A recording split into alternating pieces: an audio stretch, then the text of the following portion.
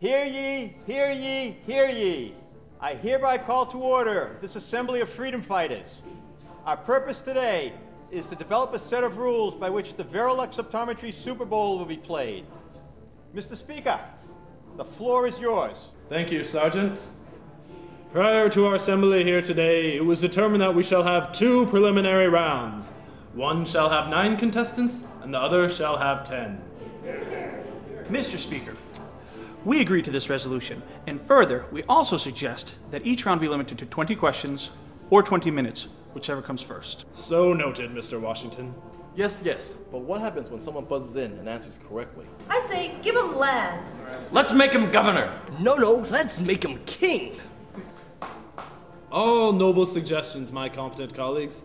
However, may I suggest, shall a contestant answer correctly, we just give them 1 point? Fine, but what if they're wrong? To the stockade. Ship him back to England. I say we shoot him. Again, thank you for all your thoughtful contributions. However, may I suggest that shall a contestant answer incorrectly, we take 1 point away.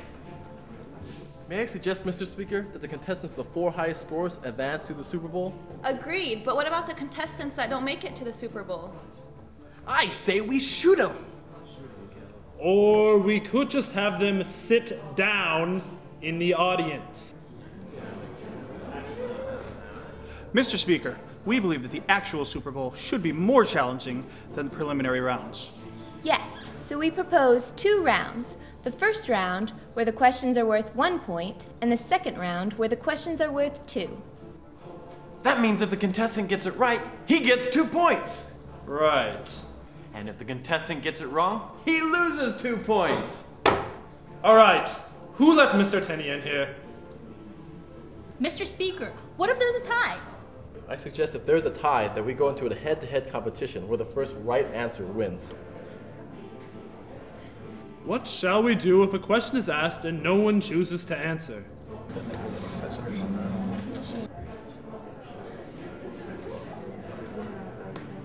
Oh, come on! You just ring the bell and move on to the next question. He's a genius. Mr. Speaker, what happens if a contestant buzzes in before the host is finished with the question? I say we shoot him. I suggest that the host stops reading the question and the contestant has 4 seconds in which to answer the question. Yes, but what if the contestant answers incorrectly, or they run out of time before they answer?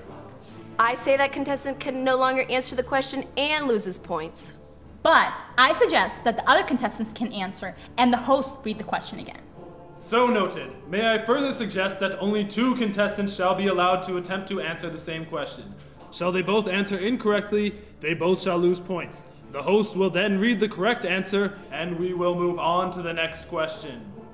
What happens if there's a disagreement between the contestants, or if they don't agree with the judge's decision? I say... Mr. Barnhill, we shall not shoot anyone. Instead, let it be known that all judges' decisions will be final.